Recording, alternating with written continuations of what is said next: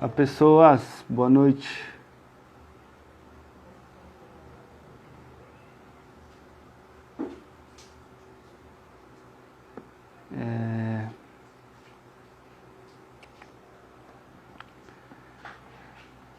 A gente conversa com o professor André Costa, né, do Ceará, uma pessoa que nos inspirou também para a formação da Live 3.0, que ele tem a quarentena com entrevista. Deixa eu só chamar ele bem aqui, para a gente começar. E antes que ele entre aí, quero lembrar mais uma vez para que vocês vão lá no site da UOL, procurem, tá nos vistos aí, a Samira também postou, e leiam a entrevista que ela deu para a UOL, que tá sensacional. Sensacional. Aquela mulher é uma guerreira. Então, vamos chamar. Esperando ele aceitar. Fala, professor, tudo bem? E aí, cara, tudo bom? Bom, antes de mais nada, quero dizer que é um prazer ter você aqui hoje. Você que, sem dúvidas, foi uma das pessoas que nos inspirou a ter a Live 3.0, né? A gente te assistia ali, aí depois eu vi uma live do Panda com a Hanna, aí não. Ele faz, os jogadores são bem legais, então vamos tentar. Para mostrar que, além dos memes, a gente tenta trazer informação também aqui na página. Então, para os Que que não te legal. conhecem, eu peço que você se apresente, por favor. Você, e quem não sabe, Bom, esse aí, eles conhecem o handball de todos os olhares, né? Ele vai já falar aí. nem tanto. Bom, meu nome é André Costa. Primeiro eu queria te agradecer pelo convite de poder falar um pouco do nosso trabalho e desse projeto A Quarentena com Entrevista.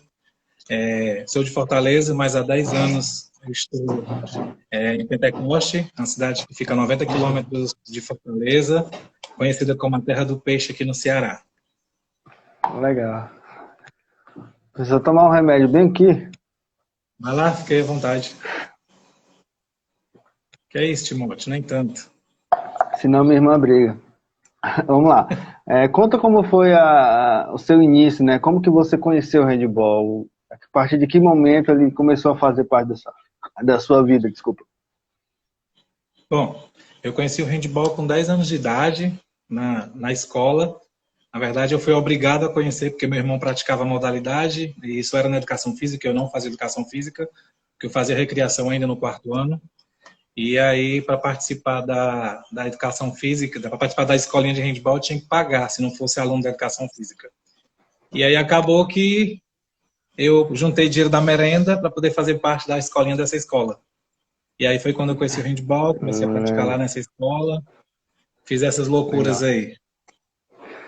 Vamos lá. E a gente conversando um pouquinho antes, né, ali rapidinho, né, você chegou a me falar que você é ex-atleta, Sim. ex-árbitro e atualmente treinador. Então, como? Como você conseguiu? Por isso que eu digo, ter a visão do handball sobre os três olhares. Como é isso? Como é para você? Primeiro, como atleta, como foi a sua trajetória como atleta? Graças a Deus eu tive uma trajetória muito bacana dentro do handball cearense e do handball brasileiro também. A gente sempre teve um handball muito forte no Ceará, graças a Deus. E sempre participando de muitas competições fortes dentro do nosso estado, né? E eu, na época, quando o atleta jogava no Fortaleza Sporting Clube, que é o mesmo Fortaleza do futebol, né? E participamos de um campeonato brasileiro, que chegou a ser o segundo na participação do nosso estado. Porque a primeira eu participei como atleta de uma cidade do interior, conhecida como a Terra do Vaqueiro, que é Morada Nova. Isso foi em 2003, quando nós ganhamos o Campeonato Brasileiro pela primeira vez. E aí, no ano seguinte, volto de volta para o meu clube de origem mesmo, Fortaleza, e aí ganhamos o Campeonato Brasileiro pela segunda vez consecutiva, dentro de casa dessa Legal. vez.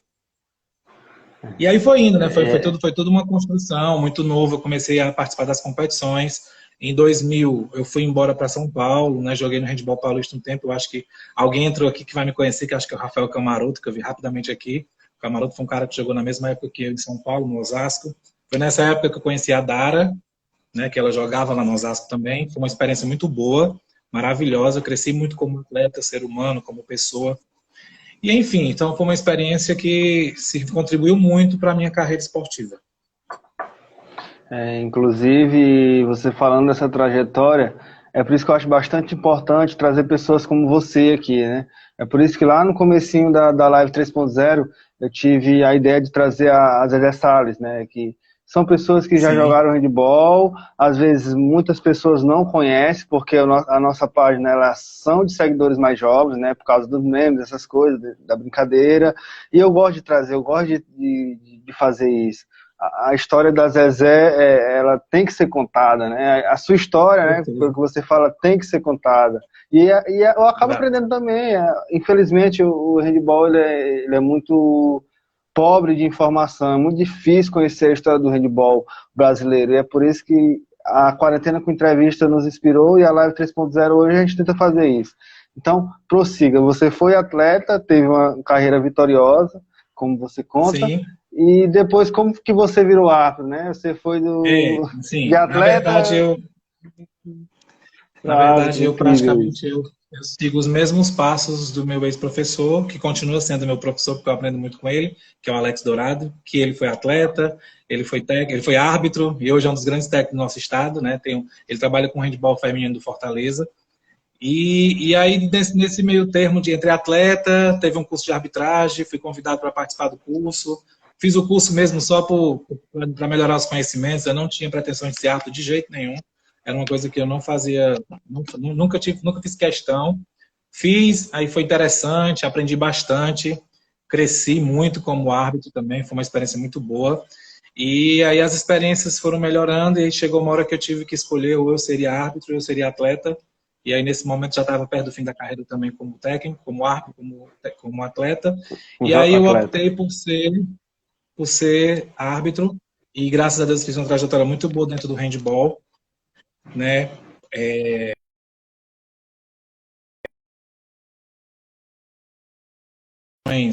Regionais, finais de campeonatos estaduais, aptei um final de um campeonato brasileiro, né? Em 2012 aptei a final de campeonato brasileiro com um parceiro que eu vi que está assistindo a live, que é o Pedro Henrique, Pedrinho, que é um árbitro cearense, mas hoje ele está morando no Acre, entendeu? Muito bom.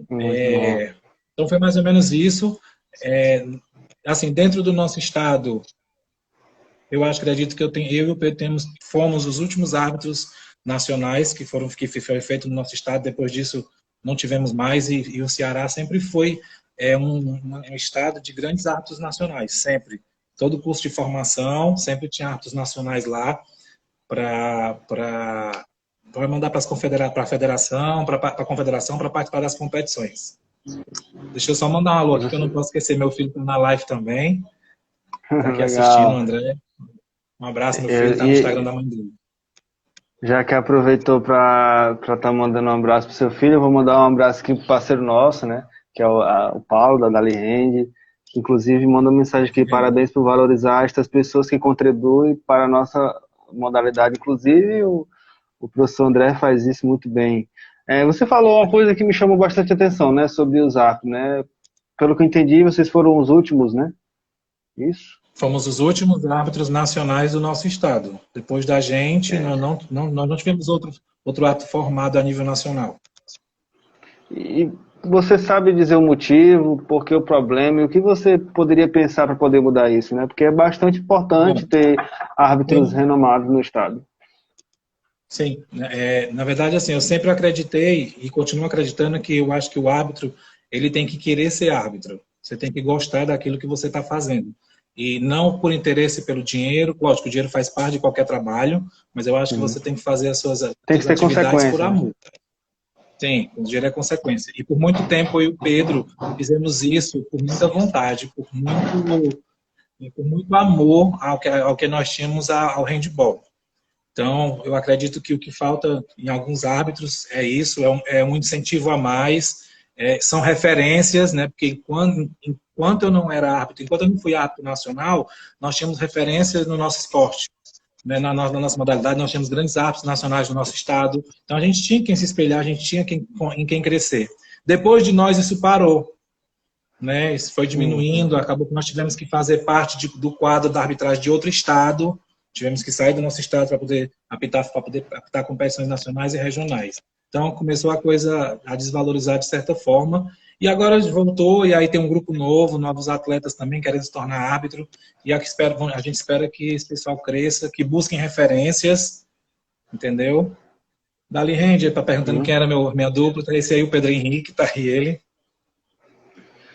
Inclusive, quando você fala de 3 referências, a gente teve uma live, e eu acho que a gente vai falar muito sobre as lives que nós tivemos durante essa quarentena.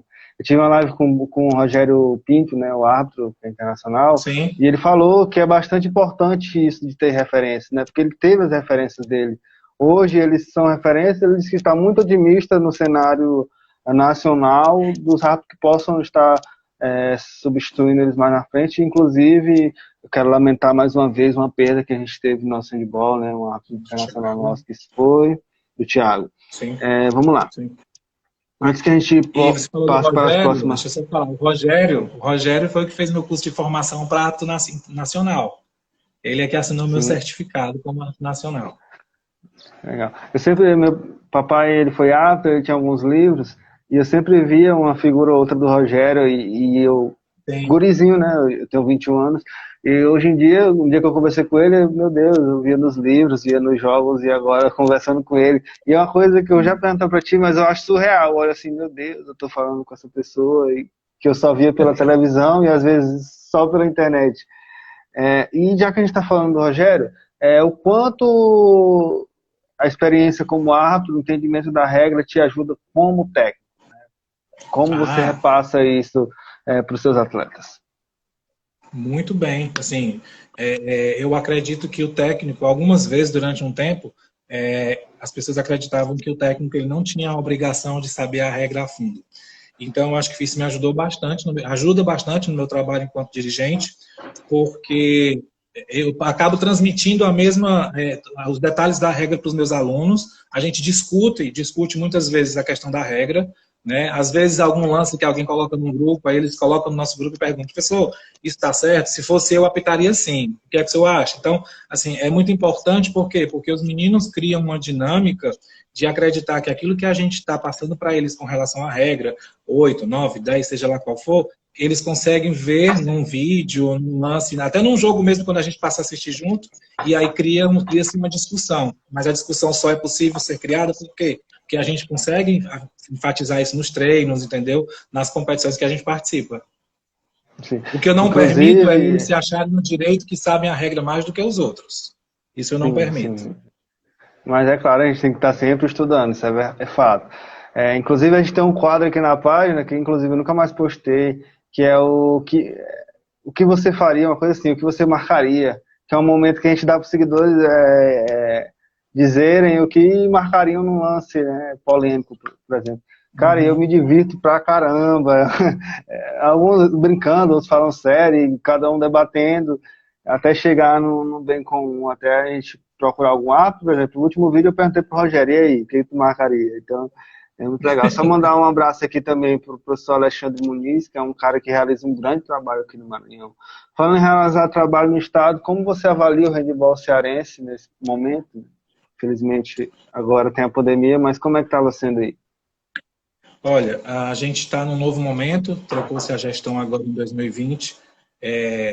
Nós técnicos de uma forma geral do Estado, estamos nos reunindo, estamos formando uma academia de técnicos, tá? Com o intuito de compartilhar informações, trazer pessoas para essas reuniões onde elas possam contribuir de forma significativa com seus conhecimentos, que elas possam repassar aquilo que elas sabem e a gente trocar entre nós mesmos técnicos, né, a fim de fazer com que o handball do Ceará ele volte a estar entre os tops do Nordeste e do Brasil, porque por um bom tempo isso já aconteceu.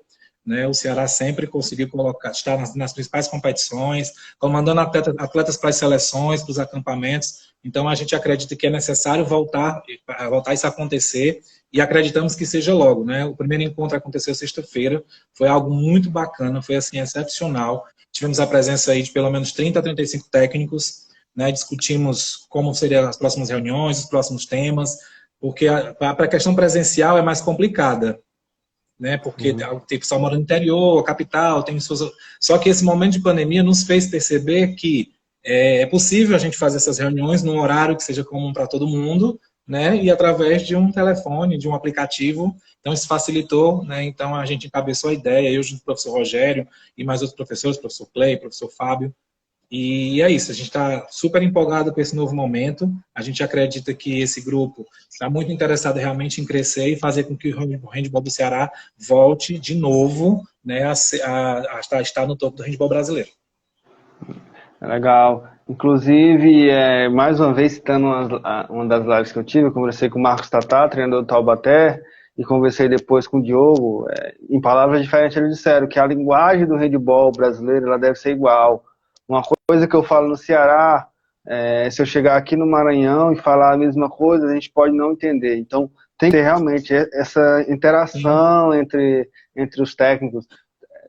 Rivalidade ali, um quer ganhar do outro, beleza, que vence o melhor, mas fora de quadra tem que ter essa interação, todo mundo tem que falar a mesma língua para que o handebol brasileiro cresça. E só vou ler uma mensagem bem aqui de Elias, que é uma pessoa que eu gosto demais, não perde uma live, sempre está aqui participando, e ele diz o seguinte: André, virei seu fã depois das lives, deu para perceber que você realmente gosta de handebol, sou seu fã. Vi você em Quixadá no passado, mas quando eu lhe ver de novo, quero uma foto. É legal, são mensagens que a gente acaba recebendo, né? Até surpreende um pouco. Sim.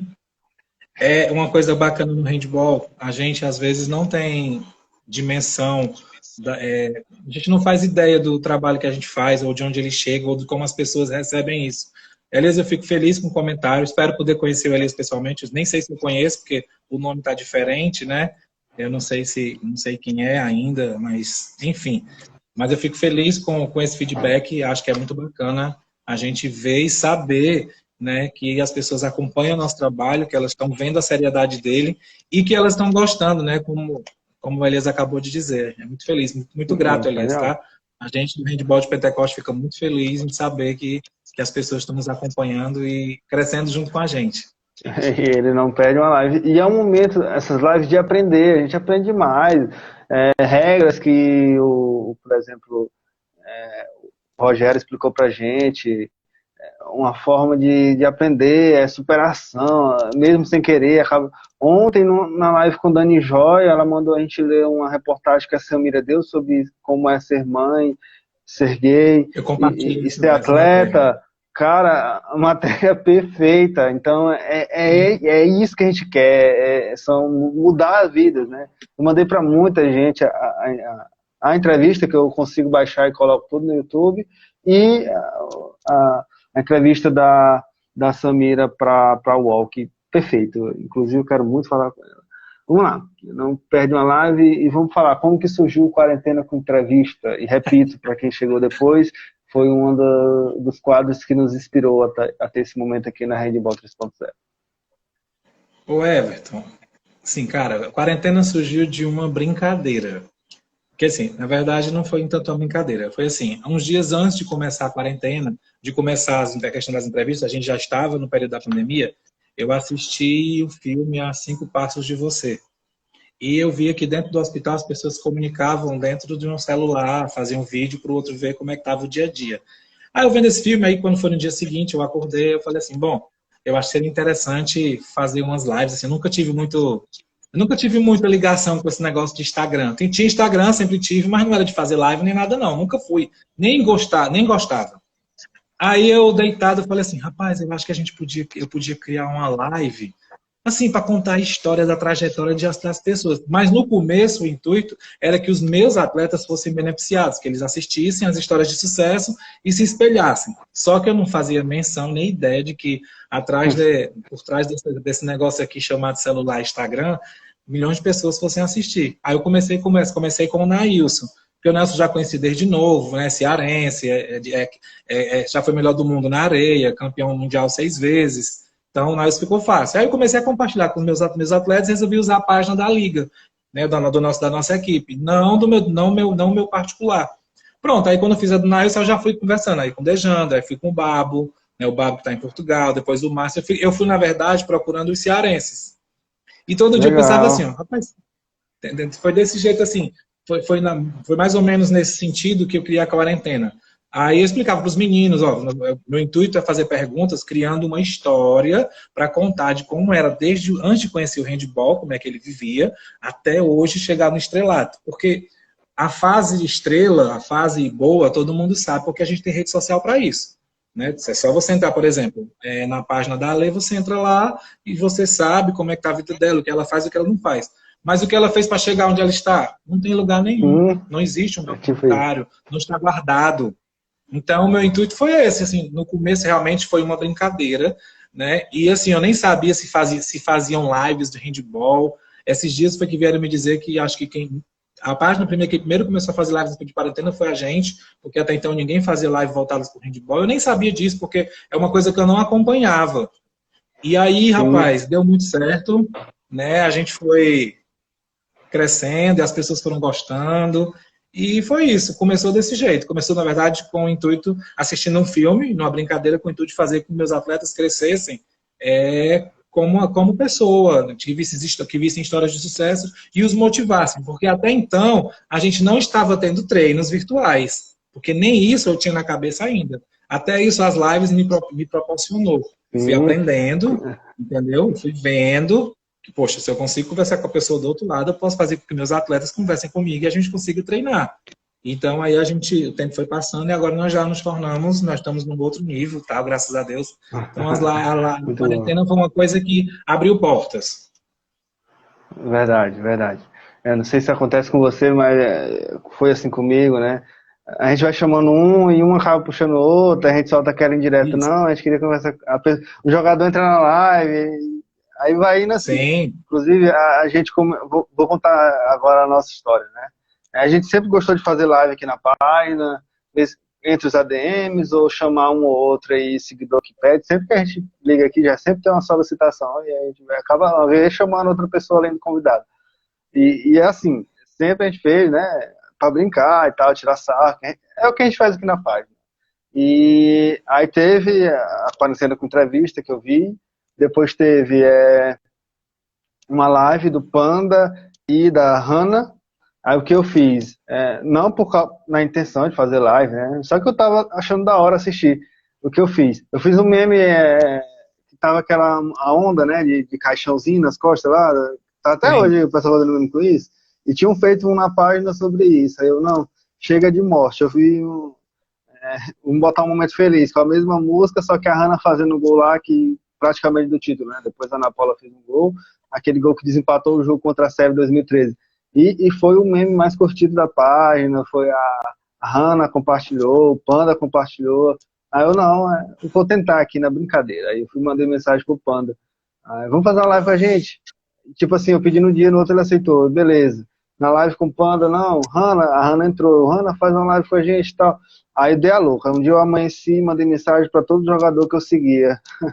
Aí esperando que poucos responderiam, e foi um atrás do outro. Eu, meu Deus, como é que eu vou encaixar todo mundo? Mas deu certo, a gente conseguiu. E eu não sei, conta isso como foi você, como foi a primeira live para a última, né? Que a gente vai sempre melhorando. A primeira eu não sabia como me importar, no celular não ficava parado, caía sempre, não enquadrava direito, mas como foi a evolução na live? Eu acho interessante falar disso, porque para quem assistiu a minha primeira para a última, mudou muito. Eu vou te responder, mas deixa eu só mandar um alô pro meu outro filho mais novo que entrou aqui agora, porque se eu não der alô depois eles vão levar carão, né? Beleza. Tem umas perguntas aqui que eu gostaria de responder depois. Eu já ia falar disso, eu tô pulando as perguntas, mas quem mandou a gente vai responder, eu tô só pra gente bater logo o nosso papo e depois focar nas perguntas dos seguidores. No começo, assim, eu comecei por pessoas conhecidas. O Nailson já era um amigo, né? O Babo já era uma pessoa muito próxima, até já jogamos juntos ainda, chegamos a jogar no mesmo clube. Então, assim, o nível de conhecimento sobre a vida deles e conversa foi simples, não foi nada absurdo.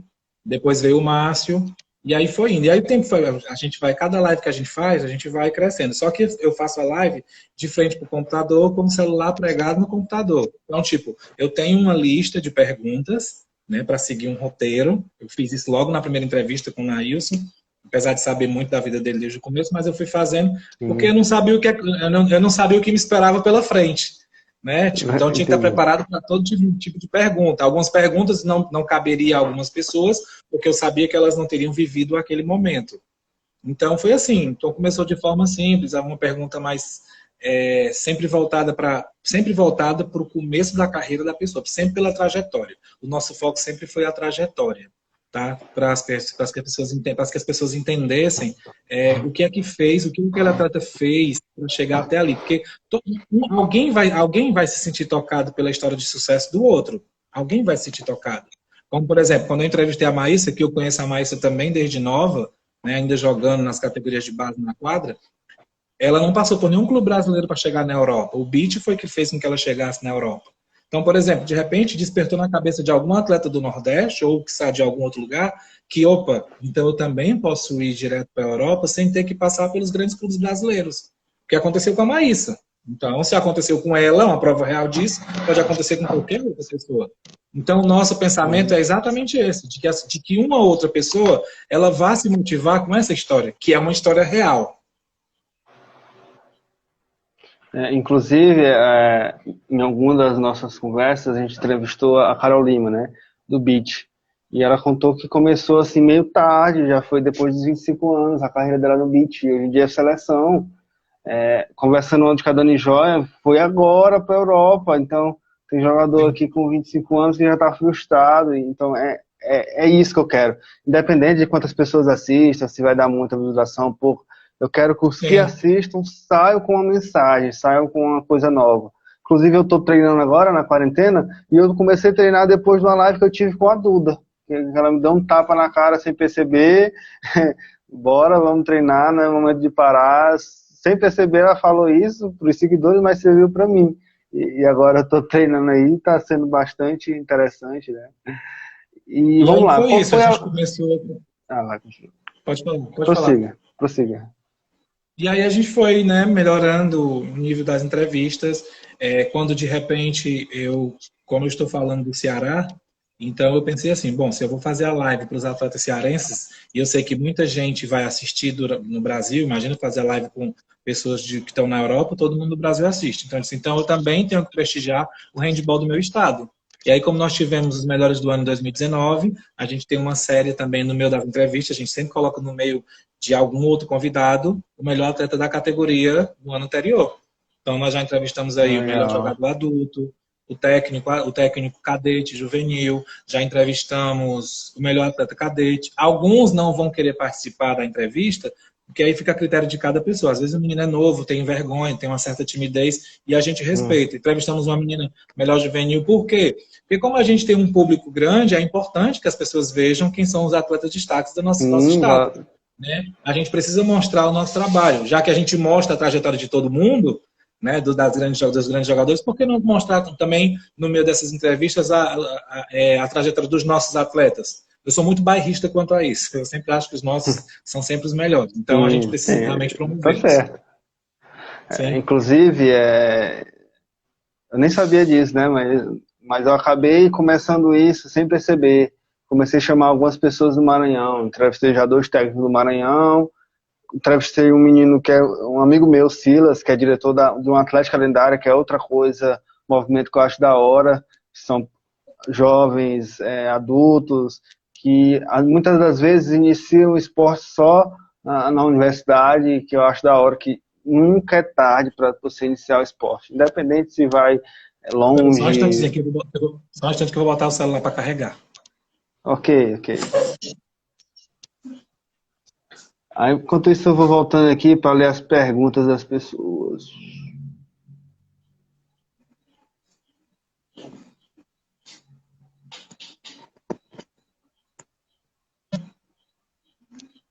Voltou. E continuando, e eu venho tentando isso, e agora estou entrando em contato com alguns atletas do meu estado, que é o Maranhão, que é legal. O Maranhão é um berço do handball, a gente tem craques no Brasil e no mundo. E surgiu depois de eu conversar com a Ana Paula, que foi uma das lives... A final do Brasileiro que eu apitei foi no Maranhão. Foi no Maranhão? Legal. Foi no Maranhão. Muito bom. Então, falando em live de novo, qual foi a que mais te surpreendeu? Que você não esperava muita coisa, mas depois olha E a que te mais te Olha, emocionou, se é que você tem como dizer isso? então, assim, todas as lives elas são de uma importância muito grande, inclusive para minha carreira como técnico, porque a gente tem atleta também de diversos pensamentos, diversas personalidades, e a gente aprende muito com quem a gente entrevista aqui. Mas todas as lives teve um pouquinho do aprendizado. Seja dos que estão na Europa, seja dos que estão no Brasil. Todas as lives foram sempre comoventes. Assim. Teve algumas que teve umas pílulas, assim, né, assim, uns detalhes assim que foram os que mexeram mais. Por exemplo, teve uma da Ana Paula, quando ela dizia que abria a geladeira e ligava para a tia e dizia que eu estou indo almoçar porque não dá tempo de fazer a comida, para não dizer que não tinha comida em casa. Então, isso foi um negócio que me tocou muito, porque eu trabalho com projeto social e sei a vida e a realidade da maioria dos meus atletas, né? Então, sei como eles vivem nesse sentido. Teve a da Alê, que foi é uma história formidável de vida, é um negócio assim surpreendente o que aquela menina, onde aquela menina chegou, né? Também foi uma história uma história muito bacana, uma trajetória muito linda. E Sim. quem mais me surpreendeu, assim, que eu achei que fosse ser comum, é comum que eu digo assim, a entrevista fosse ser tranquila, né? Porque eu não sei da vida das pessoas, né? Eu sei onde elas estão. Foi a da Xana, né? Da Xana Masson, que foi assim, foi um Perfeita. negócio que mexeu assim por dentro, né? De algumas frustrações. No auge da carreira ainda existem algumas frustrações que já estão sanadas, que já estão curadas, mas que a gente sabe que o atleta é ser humano, né? Ele está no alto nível, mas ele é ser humano, ele tem coração, ele tem direito de ter raivas, de ter dores, entendeu? Então, ela mostrou muito isso, muito sensata, sabe assim, uma mulher super especial e Inteligentíssimo. encantadíssimo com a história dela. É, é, Foi muito emocionante para mim, enquanto pessoa, enquanto ex-atleta, poder entrevistar a Duda, assim como foi para a Lê, né? Você poder entrevistar, tipo, no nosso handball, as pessoas top do mundo, né? Que já foram melhores jogadoras do mundo, e estar aqui diante de você, na frente de um celular, é uma coisa meio surreal. Então, assim, foram meio, né? Por isso que eu disse, todas as pessoas foram importantes, todo mundo deixou um recadinho, todo mundo deixou alguma Sim. informação assim que ficou guardada. E que assim, que eu aplico e que está aqui comigo e que eu costumo utilizar. Mas essas foram assim que durante a live inteira ficou muito presente durante toda a trajetória de vida, do começo até aonde chegou. E eu fico sempre me questionando assim. Antes me questionava, hoje não mais. Bom, se foi possível para todos eles, é possível para os meus atletas também. É isso Sim. que me faz continuar as lives. E falando agora sobre a minha experiência, né? Acho que quem me conhece sabe que passou dias aí no meu perfil do WhatsApp, postei no meu Instagram pessoal, no feed. Vou fazer isso depois com todos, né? Agradecendo, né? Tenho uma gratidão eterna com todos vocês que toparam falar com a gente, mas eu sempre deixei isso bem claro desde a primeira live até hoje. Se hoje eu jogo handball, tem assim um dedo assim enorme da Xana. E sou fã, minha inspiração máxima no esporte, é um dos motivos por o handball 3.0 existir, porque se eu não jogasse a página não existia, porque o criador da página é fruto da minha insistência com ele, e graças a Deus deu certo. E quando eu entrei em contato, ela não era muito inteirada com o Instagram. Aí depois eu Uhum. vi ela postando nos stories, né? Ela disse que ia começar a falar um pouquinho da vida dela, ou não, é agora. E deu certo, caiu certinho no dia do goleiro. Eu entrevistei a Xana no dia do goleiro, para mim a melhor Aí. goleira da história, para mim, né, opinião minha. Eu, entrevistei a Xana e quando ela disse para mim que era a primeira live que ela estava fazendo, aí pronto, acabou o homem. Né? Em alguns momentos da live fiquei sem palavras, e uma que me emocionou bastante também, me surpreendeu, foi a história da Hannah, que é nordestina, e quando é do Nordeste não, dá aquela É, alegria a mais, né? E quando é do Maranhão, então nem se fala. Você, quando é do Ceará, você até começou com pessoas do Ceará, como você disse. E, e eu perguntei de uma forma, né? Vamos falar aqui do momento triste da sua carreira, e ela não é um momento triste, né? Sobre as lesões que ela teve, que foram várias. E a forma que ela lidar com isso, cara, ela ensina muito. A Hannah é uma menina assim que perfeita para mim, né? Porque ela teve e ali um atleta nova, muito jovem, né? muito jovem, teve o auge muito rápido, do nada começa a sofrer com Sim. lesões, muitos esperavam, não, acabou, porque muita gente em página de handball mesmo eu vi, eu acho que acabou a carreira da Hannah aí, agora está na Europa. Então, é uma história que me impactou bastante. E a que mais surpreendeu, porque eu via ela como uma pessoa, assim, muito séria, assim, eu ficava assim com medo, até fiquei com medo de entrevistar ela, que foi a Mariana Costa, que foi uma das lives que eu mais saí entendendo de handball, que ela é perfeita, perfeita, contou de tudo. Então vamos lá, vamos agora ler algumas perguntas aqui, né? Porque eu boto aqui, façam perguntas, e na hora eu não leio nenhuma. Vou começar de cima para baixo, que fica mais fácil de eu achar. Rian Mota, né? Ele perguntou lá em cima e perguntou aqui de novo. Qual a melhor partida enquanto árbitro e qual a maior dificuldade de ser árbitro? Acho que quando ele fala melhor partida, eu acho que ele quer dizer Melhor jogo que eu qual apitei. Sim. Melhor partida foi a final do Campeonato Brasileiro. Foi um jogo de 2 prorrogações, né? Onde a partida acabou no final. Quem eram os clubes da final? Português e Blumenau. Então eram 2 grandes times. A gente já tinha pitado esse jogo na fase classificatória, que era na chave, mas foi tranquilo, o Blumenau havia ganho com tranquilidade. E aí na final, na escala, foi repetido e nós apitamos a final. Fomos premiados, vamos dizer assim. E foi uma partida que mexeu muito com a minha emoção. Tanto é que no intervalo do jogo, para começar a prorrogação, a gente foi pro vestiário, eu e o Pedrinho, ele vai lembrar disso, que eu sempre falo isso. Eu chorei quando eu cheguei no vestiário. Muito. Aí ele falou assim, cara, pelo amor de Deus, calma, cara, eu só estou emocionado, porque há uns anos atrás eu estava recebendo uma medalha de campeão brasileiro. Entendeu? Agora eu estou apitando a final de um campeonato nacional. Então, assim, é um turbilhão de emoções. Imagina, uns 5, 6 anos anteriores, tu estava disputando a final como atleta e rapidamente tua carreira muda e tu tá ali apitando a final de um campeonato brasileiro. Então, onde tinha atletas de nome, né? O Ale estava no gol do Blumenau, o Baldassi estava jogando, o Nail estava no Português, entendeu? Jax Day, Jandro. Então, tinham 2 equipes muito fortes.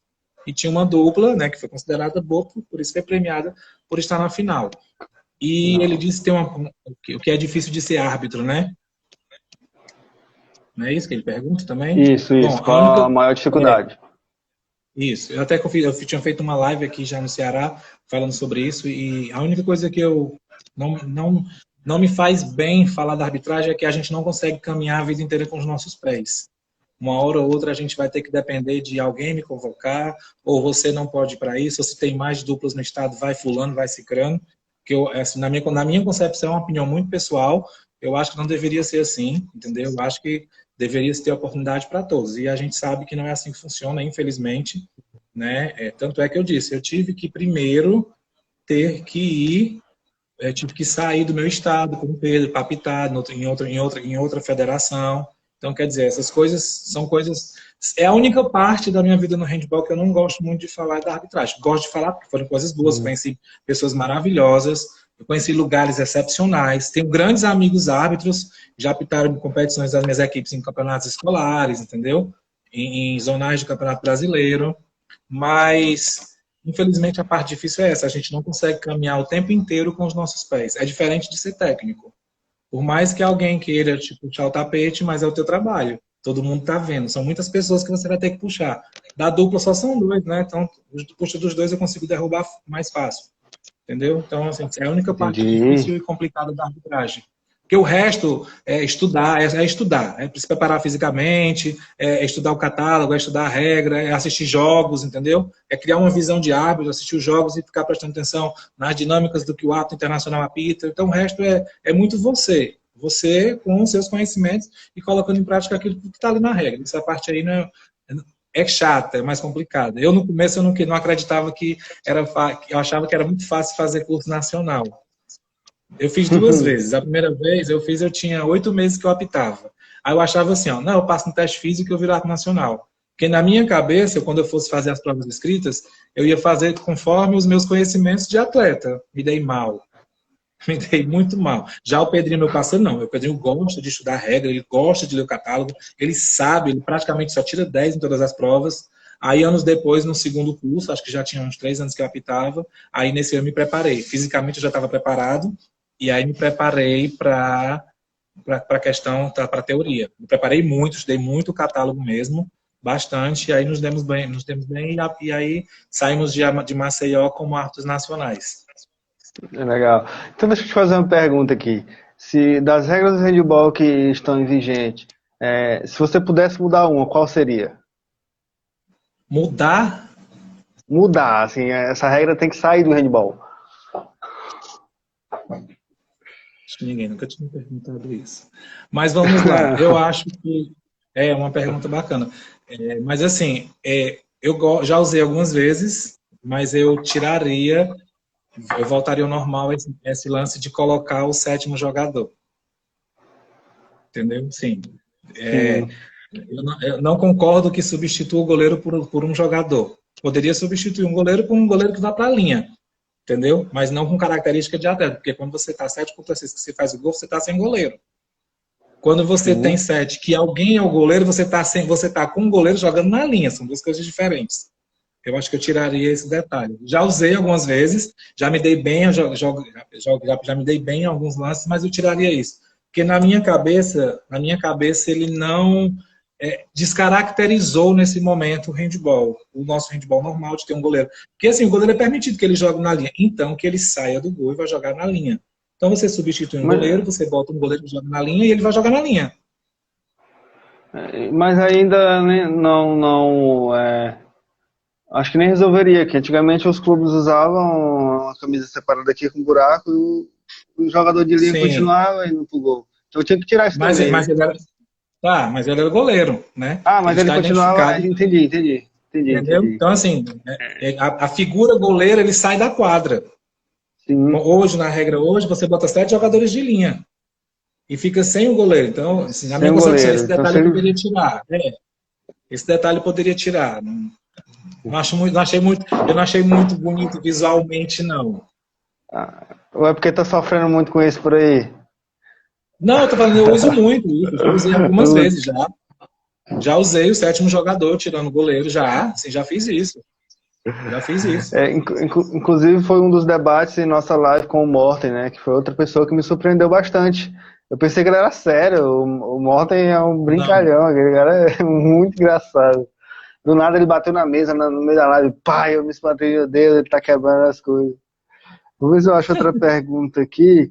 Ah, e outra, é um comentário até. Não sei se você tem contato com alguma, mas eu já acho muito difícil ser árbitro homem, né? A gente vê até no futebol, que é o esporte mais popular no Brasil, é o que mais dá dinheiro. Até no futebol, a arbitragem ela é amadora. E no handball, então, nem se fala, né? Você, para ser só árbitro, você tem que ter outro negócio, porque senão você não vai sim. conseguir sobreviver. Mas eu queria muito conversar com uma árbitra mulher. Não, a árbitra, lógico que é mulher, com a árbitra. Eu não Um sei se você árbitro. conversou ou se conhece, né? Porque eu queria saber esse lado, porque na minha experiência como atleta, jogando aqui pelo Maranhão e região, eu vejo que é difícil, a forma que os atletas, eu não sou assim, né? Aprendi muito com meus pais, mas a forma que eu falo, vou lá, você erra, André errou. A forma que eu reclamo contigo não é a forma que eu reclamo quando é com a árbitra. E qual a sua visão sobre isso, né? Como A gente é consegue que você entender. avalia isso? Bom, a gente consegue entender como pela fragilidade de ser mulher, né? E assim, o técnico precisa ter muita maturidade para poder diferenciar isso, porque não deixa de ser um certo preconceito, né? Eu digo isso porque eu já vivi isso e eu também já reclamei da mesma forma, né? Já em campeonatos de jogos escolares já tive uma dupla feminina apitando e realmente eu tive essa postura, mas depois de um tempo eu pude encontrá-las e já mais maduro, né? E dizer que não era aquilo, que não dava certo, por mais que tivesse o erro das amigas, mas a postura do técnico não. Isso acontece com muita frequência, né? E assim, nós temos duplas femininas boas, né? No mundo, então, tem uma dupla feminina da França que é excepcional, são até gêmeas, entendeu? Nós temos no Brasil uma Legal. dupla que é formada por trigêmeas, mas das trigêmeas, uma é dupla feminina, que também é muito boa. Não me recordo o nome agora, porque também não conheço. Conheço muita gente do handball, mas não conheço todo mundo. Né? Nós Sim, temos. Aqui mesmo na live, nós temos a Alane, que é uma árbitra do Ceará, também apita, Deusilane. Tem a Viviane do Rio Grande do Norte, que também apita com uma dupla, uma parceira. Tem umas meninas que passaram recentemente novas, em Maceió, perdão, em Maceió não, no Piauí, o time tem uma dupla feminina, entendeu? Uma Assim, amiga minha, inclusive, esqueci dela, lembrei dela agora. Inclusive, ela apitou no Zonal do Brasileiro, eu levei minha equipe infantil para participar de uns amistosos, e elas apitaram, e quando terminou, elas até perguntaram, professor, o que é que você achou? Porque a gente está se preparando para o curso. Eu gostei muito, sabe? Gostei muito das meninas, dessa dupla, menina nova, tipo, acho que ela não tem 20, 21 anos, entendeu? E assim, bem fisicamente, né, com algumas interpretações muito boas. Eu fiquei muito feliz, porque eu acho bacana a dupla feminina, eu acho legal. Né, é bonito, dupla feminina é bonito de se ver. Tem questão da postura, né? De ajeitar o cabelinho, fica uma coisa mais bonita na quadra. Pronto, o Pedro já está dizendo que uma é a Renata. Inclusive, quando eu acho que se reclamar de erro, você tem que reclamar porque ela errou, não porque ela é mulher. Então é isso que eu vejo. Às vezes o homem quer bancar logo macho. Eu acho um problema muito grande, não só no handebol, mas como em todos os esportes. É um debate, infelizmente, que a gente ainda tem que estar batendo na tecla. E, pô, tem uma amiga minha, árbitra, eu esqueci dela, que é que faz parte da dupla do Piauí, é a Beatriz, né? Que chama ela de Biazinha, que é vascaína. Isso. Gosto dela demais. É uma pessoa muito querida, como atleta, como árbitra, e joga bem também. Mas ela é melhor como árbitra, viu? Uma das duplas que eu falei das trigêmeas, uma é a Renata e a outra é a irmã. Elas são continentais, já são continentais, são de Santa Catarina.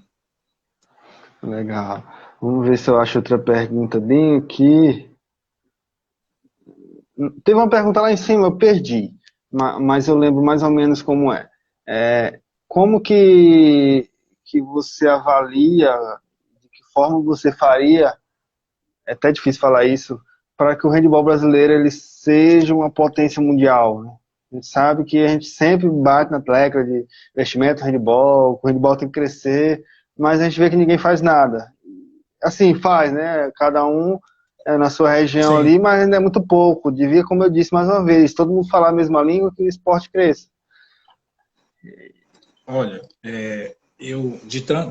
nessas lives, esse foi uma das coisas, foi um dos temas que eu aprendi bastante, que muitos dos nossos colegas brasileiros que estão na Europa, eles compartilharam dessas informações conosco, na própria live.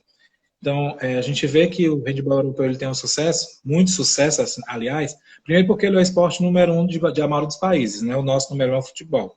Então, daí a gente pode até fazer a comparação. Lá, o menino de 4, 5 anos, ele está nas praças das suas cidades, ele está com uma bola de handebol na mão.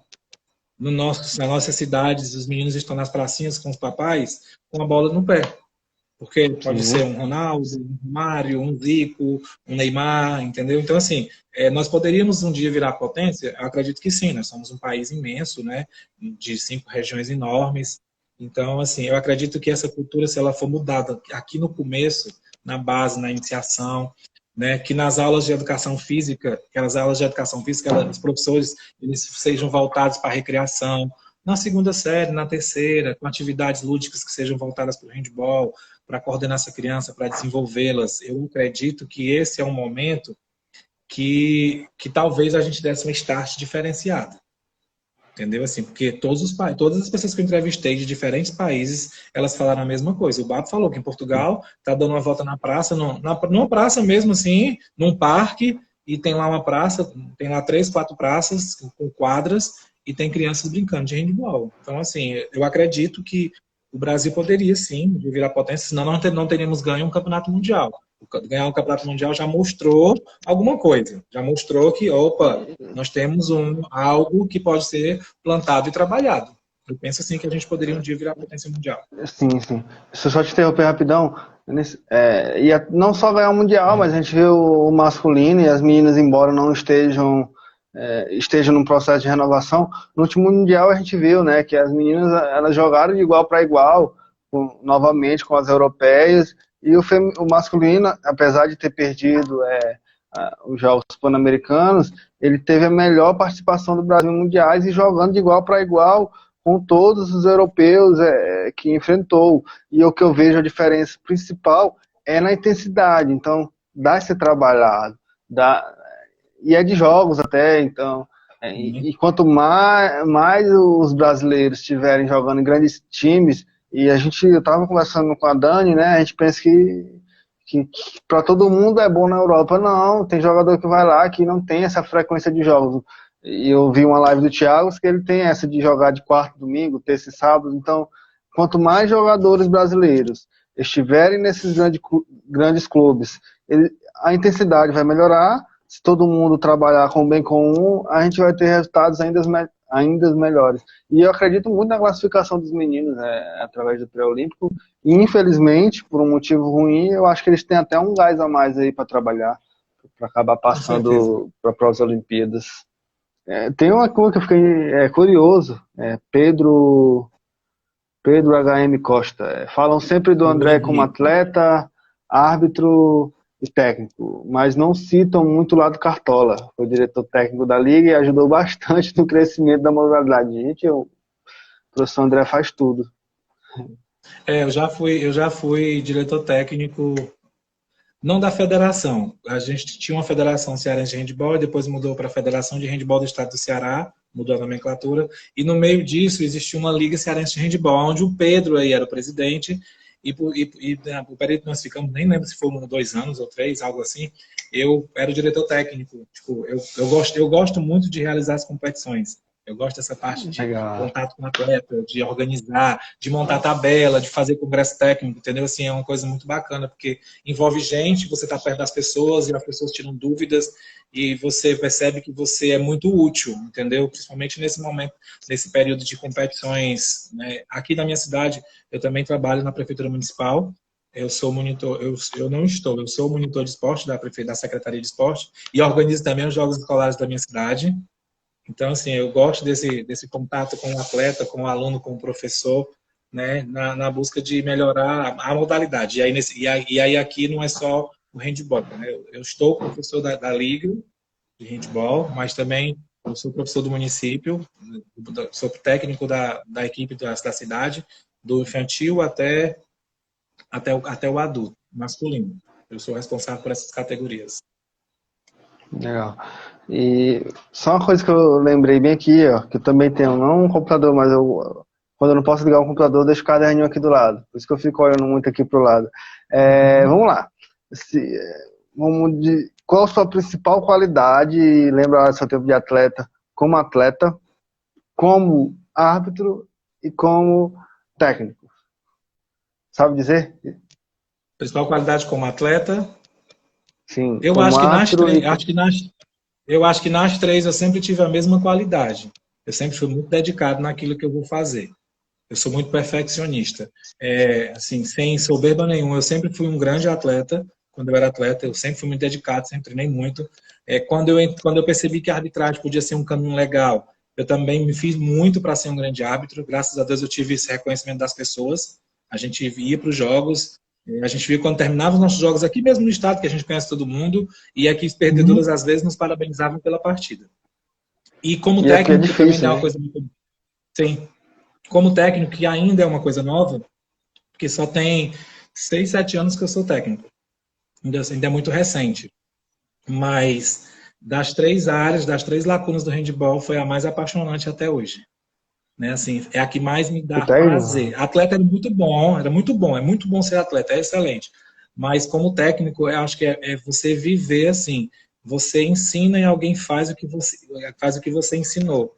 Então, assim, te dá mais prazer. Eu sei fazer isso, consegui passar isso para uma criança e eu vejo lá na quadra ela transmitindo aquela informação que eu acabei de passar. É muito mais prazeroso.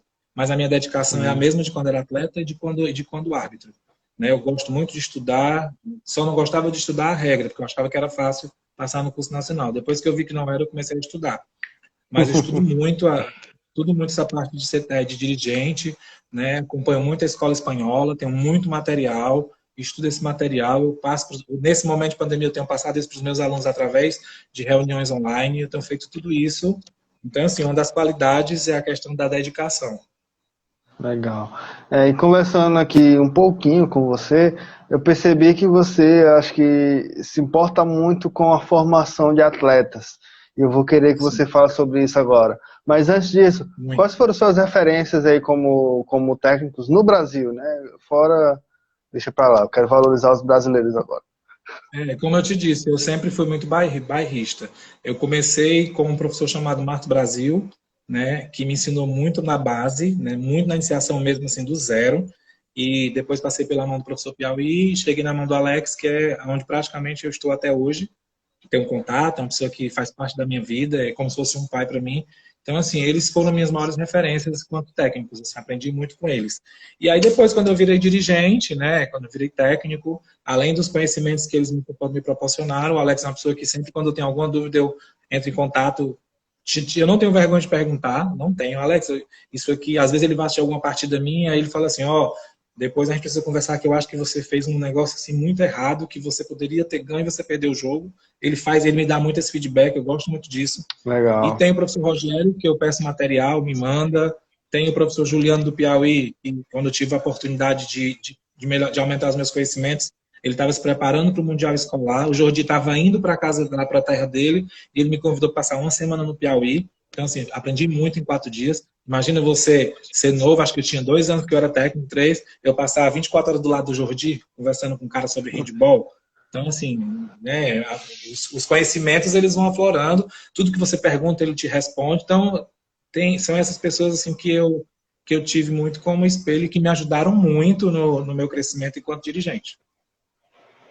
Falando em Jordi, uma das primeiras lives foi com o César Beaumont, que é outro ídolo meu, né? Até pela posição, que é de goleiro. E ele falou que o Jordi usava o exemplo do professor Juliano para motivar os meninos na seleção, né? Pô, tem um cara lá no Sim. Nordeste que tem uma quadra no quintal.